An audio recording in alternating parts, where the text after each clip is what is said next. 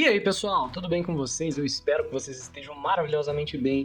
Hoje eu lhes trago uma partida importantíssima para o estudo de xadrez. Essa daqui todo enxadrista precisa conhecer, ela ensina um tema muito importante de meu jogo e dizer que ela mudou o xadrez para sempre depois que ela foi jogada não é exagero algum. Temos então Samuel Hraščeviský jogando contra Tigran Petrosyan e Hraščeviský começa com peão D4.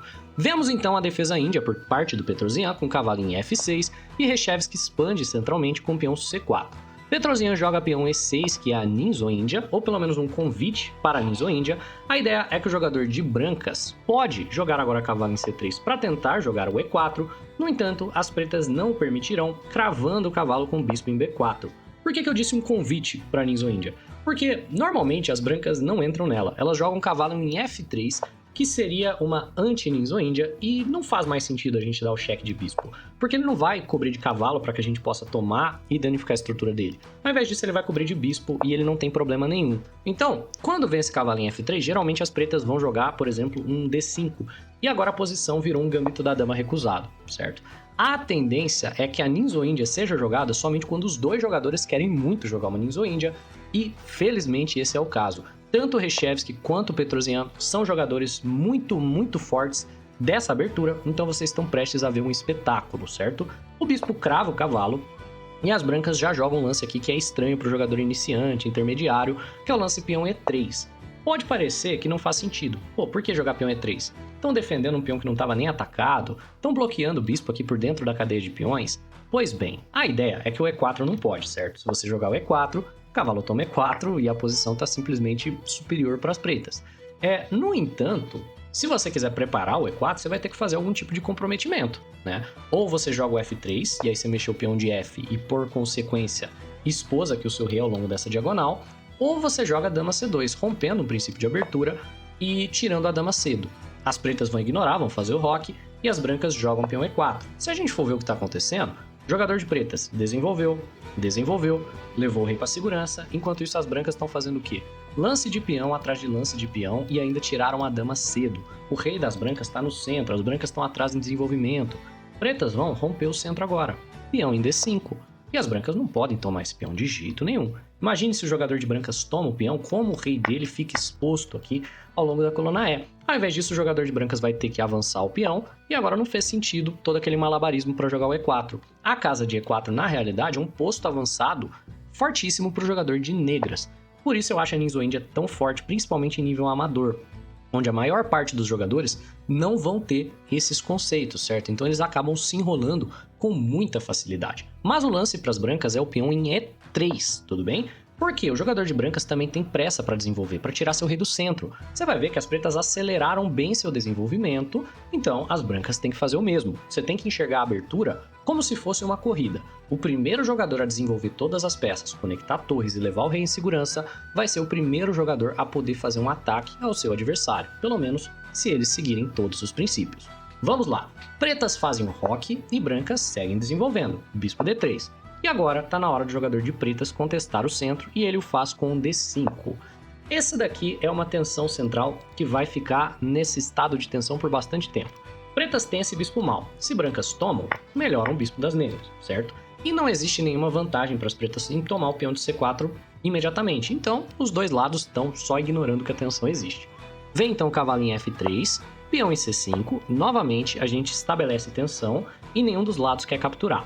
Se o jogador de pretas toma o peão aqui de D, por exemplo, depois do roque das brancas, só ajudam o jogador de brancas, porque ó, se a gente toma, de repente a gente abriu o bispo dele. E não fez muito sentido essa captura. Ao mesmo tempo, se ele toma o nosso peão, a gente pode tomar o cavalo, por exemplo.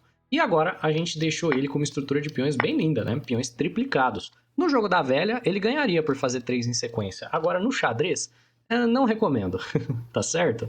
Por consequência, essa tensão central aqui, ela vai ficar por bastante tempo até que algum dos jogadores seja forçado a resolvê-la por alguma razão ou por outra, tudo bem? Nunca nas suas partidas realize capturas só por capturar. Você sempre tem que ter um motivo para resolver esse tipo de tensão. Se você captura por capturar, a tendência é que você saia pior. Brancas fazem o roque e pretas seguem desenvolvendo com o cavalo na casa de C6.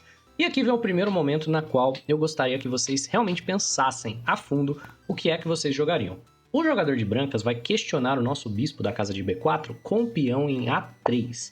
Esse é um lance extremamente comum. E eu quero que você me diga se você capturaria o cavalo ou se você recuaria o bispo. E eu também gostaria que você desse uma razão para sua escolha nos comentários. Eu gosto de ver como vocês pensam para que eu possa trazer conteúdo ainda mais instrutivo para vocês. Então, não deixe de curtir o vídeo, compartilhar com seus amigos e deixar aí embaixo um comentário. Me ajuda muito na hora de gravar os próximos vídeos, tudo bem?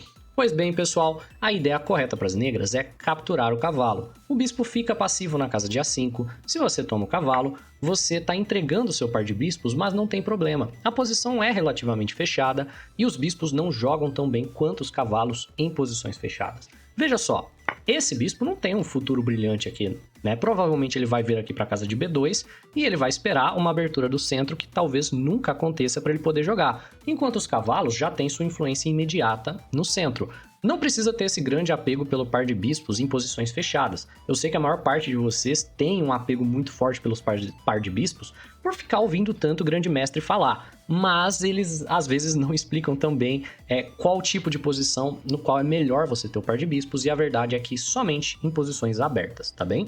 Vamos lá. Aqui você tem um problema de desenvolvimento como jogador de pretas. Por quê?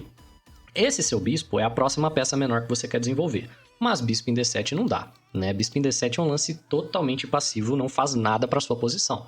Tem duas maneiras de você resolver a questão desse bispo mau. A primeira delas é tentando jogar E5. Então, vamos preparar o lance, né? Você poderia tomar aqui em C4 primeiro, resolve a tensão para piorar o bispo do adversário, colocar ele para mirar essa cadeia de peões aqui sua, e agora você prepara o peão E5. Como? Defendendo, dama C7, ó. Prepara para conectar torres, defende a casa de E5 para você subir o peão. Tendência é que, por exemplo, algo como o bispo B2, e você possa, então, jogar o seu peão E5.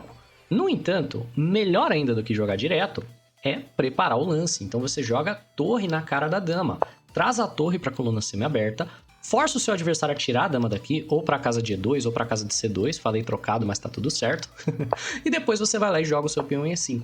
Melhor ainda, resolver o problema do bispo mau. Isso seria o que seria jogado segundo a teoria moderna, certo? A teoria moderna, geralmente a gente vê essa ideia de dama C7, peão E5. No entanto, o Petrosian, ele era famoso por sair da teoria cedo. Então ele joga um lance que é pouquíssimo jogado, que é o lance peão B6. Também resolve o problema do bispo. O que vocês acham? Que ele quer fianquetar o bispo? Claro que não. O bispo não joga encarando um peão fixado no centro, da mesma maneira. Portanto, a ideia é que se o jogador de brancas permitir, a gente joga o bispo em A. E olha só, o bispo está jogando ao longo dessa diagonal. Fortíssima. Se por um acaso esse nosso bispo for trocado por esse, estamos felizes. Qual dos dois parece estar mais ativo? Claramente é o bispo das brancas. Então, se peão toma peão, a gente toma aqui na hora e a posição tá legal. Reshevsky não permite isso, então no momento que a gente joga peão B6, ele toma no centro. Olha que interessante, inteligente. Ele foi forçado a capturar ali para poder resolver essa questão do nosso bispo bom. No entanto, ele resolveu a tensão. O nosso peão que não estava muito bom aqui em E6 agora vai para o centro. O nosso bispo que não estava tão bem aqui em C8 agora está perfeito. Vai vir para G4, a posição tá bonita para o jogador de pretas. Você viu por quê? A gente manteve a tensão e fez com que ele tivesse que resolvê-la. Brancas agora jogam bispo em B2, esse bispo aqui é triste, mas ele naturalmente é triste na Ninja Índia mesmo. E as pretas têm 2 cavalos contra o par de bispos. O que vocês acham? A gente quer que a posição se abra ou a gente quer que a posição se mantenha fechada? Claro que queremos fechar a posição. Então essa tensão a gente vai resolvê-la. Como? Não capturando, que abriria a posição. Toda troca de peões deixa a posição mais aberta do que ela estava antes. Ao invés disso, a gente avança. Peão em C4. Depois que o bispo volta para a casa de C2, bispo em G4, e eu vou te mostrar como é difícil jogar isso daqui da perspectiva das brancas. Vamos girar o tabuleiro. Digamos que você seja jogador de brancas aqui. O que vocês acham que as brancas devem jogar para poder sair desse tipo de posição, né? Para poder melhorar sistematicamente a sua posição? Pode ser que você tenha sugerido ou pensado no lance peão em A4. Faz sentido, certo? Você quer colocar o bispo para jogar ao longo dessa diagonal. No entanto, o adversário não vai deixar você tirar o bispo. Ele joga cavalo em E4. Posição fechada. O cavalo tem um posto avançado. Os cavalos estão dominando os bispos. Olha só, seu bispo não pode sair porque o cavalo ameaça C3. A partir daqui, o que você jogaria? Não pode tomar o cavalo. Não é interessante. Se você toma o cavalo, vem peão, toma, e de repente essa cravada se torna problemática, e você não melhorou tanto a posição do seu bispo aqui, né? Enfim, aqui já tá inferior para as brancas, né? Só existe uma ideia, que é uma ideia muito, muito, muito bonita do Reshevsky aqui pro jogador de brancas, que é tirar a dama. Olha que legal! Pelo princípio, você sabe que você não quer que o seu oponente possa abrir o seu rei, certo? Então, bispo toma cavalo, parece o fim do mundo para as brancas aqui. Mas quando você para olhar a posição de fato, você vê que não tem muito sequência aqui do ataque das pretas, certo? Se elas tomam esse cavalo, você toma com o peão de G, e aí? Né? Como é que o jogador de pretas vai te atacar? Você vê que não existe de fato um ataque para as negras, né? Podem até jogar cavalo H5 para trazer a dama, mas depois de F4, tá seguro, dama não vem para cá com cheque. Certo? Digamos que ele tente trazer a dama aqui para casa de H, por exemplo, não faz nada. E o jogador de brancas, ele tem uma maneira de ir sistematicamente melhorando a própria posição. Então, se o jogador de pretas ele não conseguir desenvolver nada, o que as pretas fizeram foi trazer um dos nossos peões laterais para o centro. E isso ajuda a gente a jogar o E4 no futuro. Então a tendência é que, por exemplo, nossos próximos lances aqui, e aí eu vou ficar só passando a vez para as pretas para mostrar o que as brancas vão fazer. Tá, tô passando a vez de propósito. Trazer outra torre pro centro, depois, colocar o bispo aqui, para jogar ao longo dessa diagonal e, eventualmente, jogar um F3, dama em F2 e, por final, um E4. E, sistematicamente, a gente melhora a nossa posição, trazendo muitos, muitos peões pro centro aqui. Por consequência, não é interessante pro jogador de negras capturar esse cavalo quando vem o dama E1. Esse dama E1 é um lance lindo, maravilhoso, mas ele ainda não é o lance que mudou o nosso entendimento do xadrez. Esse tá por vir, tá bem? E vamos girar aqui a posição para as pretas novamente. Pretas, então, não capturam o cavalo, porque capturar vai levar a uma posição onde as brancas simplesmente não tem mais problemas. Ao invés disso, a gente joga o cavalo na casa de E4. Vem, então, cavalo em D2. É um lance interessante por parte das brancas, estão ameaçando ganhar um peão em cima do nosso cavalo, e nós trocamos, sem problemas, certo? E agora, nós temos uma posição relativamente complexa de se jogar. Veja só, o jogador de brancas, ele tem um bispo claramente inferior do que o outro. Esse bispo ele é importante, ele é o protetor das casas fracas, ele é o bispo bom, tá protegendo a casa de D3, a casa de E4, então ele é o bispo que a gente quer trocar. Bispo H5 para a gente poder jogar bispo G6. Muito legal o plano aqui para o jogador de pretas. O jogador de brancas não é bobo, ele sabe exatamente o que a gente quer fazer. Então ele já prepara para negar a troca jogando o peão F3. Quando vem então o bispo em G6, ele joga o E4. Beleza. Nós não temos pressa para capturar, e se em qualquer momento ele toma, a gente toma o bispo dele. Então primeiro, o jogador de pretas completa finalmente seu desenvolvimento, jogando dama em D7 e conectando torres. Agora vem torre de A para casa de E1 por parte das brancas. Faz sentido, essa torre não tá fazendo nada por aqui, então ele coloca ela para jogo, ameaça talvez um avanço de peão, né? Peão E5 para depois jogar peão E6, algo do tipo, e o jogador de pretas resolve essa tensão central, tomando. Depois dessa captura, nós temos uma posição onde as brancas têm esse peão passado, certo? O peão das brancas é um problema e nós precisamos ficar de olho nele para que ele não possa promover. Então, esses dois peões aqui vão ter que ser bloqueados e o jogador de pretas vai começar, no futuro, a trazer as suas torres, certo? Começamos agora com torre em E8, o jogador de brancas prepara o avanço dos peões jogando dama em F4, ao mesmo tempo ele está protegendo aqui a casa de E5 para poder avançar o peão com tranquilidade, ele está alinhando dama com torre botando pressão na casa de F7, lances que fazem sentido, e o jogador de pretas não pode ficar totalmente reativo. Então, ele olha para a posição, vê o que a gente tem de bom aqui, e o que nós temos de bom é uma maioria de peões na ala da dama. Nós temos 3 peões por aqui, enquanto o nosso oponente tem 2. Faz sentido que, avançando os peões da maioria, nós vamos gerar o nosso peão passado e, por consequência, gerar contra-jogo. Então, pretas jogam B5. Vem bispo D1 por parte das brancas. Seu oponente faz um lance estranho, você tem que imaginar para quê. Ele quer trazer o bispo aqui contestando a dama, e a dama não tem boas casas. Então a gente cria uma boa casa para ela. Torre em E7. Quando vem o bispo, dama em E8 e beleza, a dama se mantém jogando, estamos pressionando o peão de E4. Por mais que as pretas estejam numa posição bem defensiva, Petrosian tá fazendo lances bem precisos e não pense que a posição das pretas está morta. Se o jogador de brancas errar, em qualquer momento a gente volta para o jogo com força total. Brancas então tiram o peão de E da ameaça, jogando o peão em E5 e pretas jogam o peão A5. Brancas então jogam torre em E3, a ideia é dobrar torres na coluna E, e pretas trazem sua torre para D8. Brancas finalizam a dobra de torres na coluna E, e eu te pergunto o que é que você jogaria aqui para o jogador de pretas. Vamos lá! pause o vídeo e pode pensar com tranquilidade sobre essa posição. Essa é a posição crítica da partida. Se você chegou até aqui, meus parabéns, você tem muito mais atenção do que a maior parte das pessoas e você está prestes a aprender um conceito muito legal que vai elevar o seu jogo. A posição tá bem difícil porque o jogador de brancas tem um plano que vai vir muito rápido, que é o plano de jogar D5 e E6. Digamos, por exemplo, que você jogue peão B4, que é um lance que faz sentido, na expectativa de que seu adversário vai só trocar aqui, né? Bem, se o oponente permite essas trocas, tudo bem, aí o plano é bom por parte das pretas. Mas o plano das brancas é simples. Se a gente jogar qualquer lance lento, vão jogar bispo em F3 com tempo no cavalo, depois vão jogar D5 seguido por E6 e vão simplesmente avançando esses peões e as pretas vão ficando sufocadas, sem espaço, os peões aqui vão promover, o nosso rei vai ser aberto. Brancas podem responder simplesmente jogando E6 direto, que é menos preciso, mas ainda assim é muito vantajoso para o jogador de brancas. O que a gente pode alavancar de fraqueza na posição das brancas para a gente tirar vantagem? Podemos, por exemplo, dar uma olhada no fato de que o jogador de brancas tem algumas casas fracas, olha só. A casa de D5, por exemplo, seria maravilhosa para o cavalo. Se as brancas permitissem, a gente poderia jogar a torre para A7, e depois, né, cavalo em E7, seguido por cavalo em D5. E beleza, esse cavalo domina a posição na casa de D5.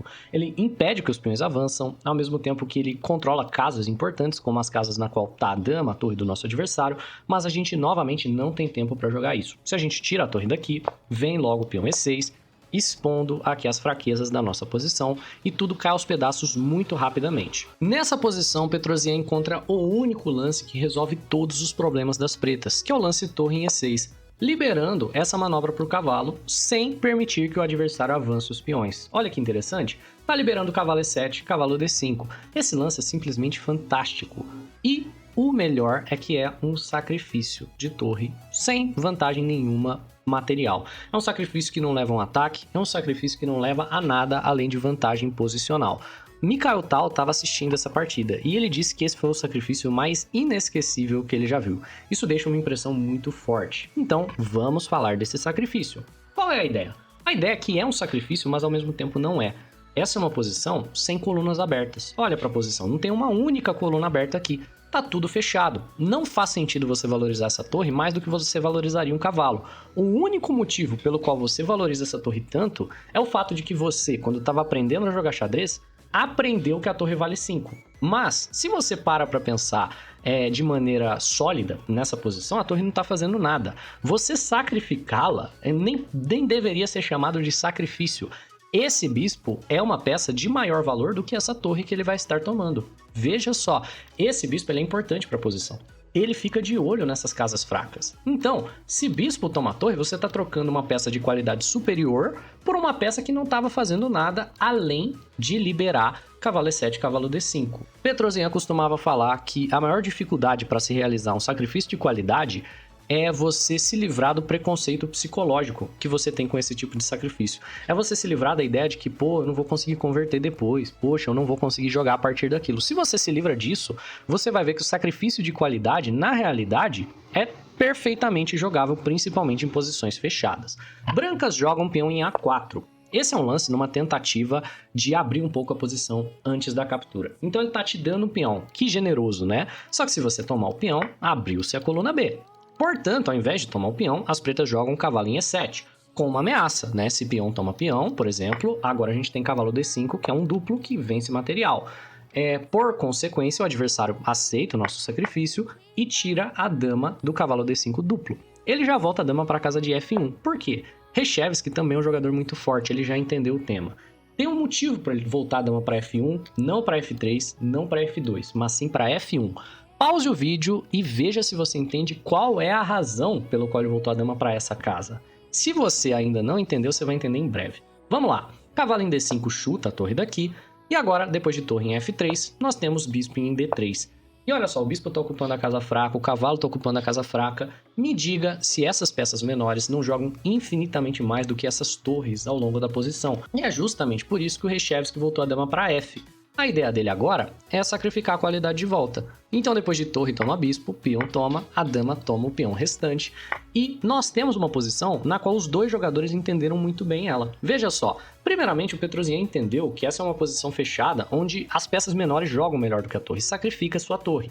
Na sequência, Reshevsky, com muito respeito à ideia do seu adversário, entendeu a mesma coisa. Ele percebeu que se as brancas se aterem ao material, depois de bispo D3 jogarem um simples, digamos, dama em F2, só joga as pretas nessa posição. Pretas vão seguir com o seu plano, peão B4, depois de peão toma, tem dois peões passados conectados com muita facilidade de avanço e promoção, enquanto o jogador de brancas está com a torre e a dama aqui na coluna aberta, sem qualquer esperança de infiltração, certo? Estão numa posição muito inferior, mesmo tendo mais material no papel. Aí você vê que essa questão da torre valer 5, do bispo valer 3, do cavalo valer 3, é só um ponto de referência. Na realidade, cada posição funciona de um jeito diferente, e você precisa se livrar desses preconceitos. Eu sei que é difícil, eu sei que a maior parte de vocês vão sair pensando, pô, esse jogo é bonito, mas eu não faria. E tudo bem, mas é importante que vocês tenham essa ideia. O sacrifício de qualidade numa posição fechada pode, como vocês viram nessa posição, virar completamente o jogo.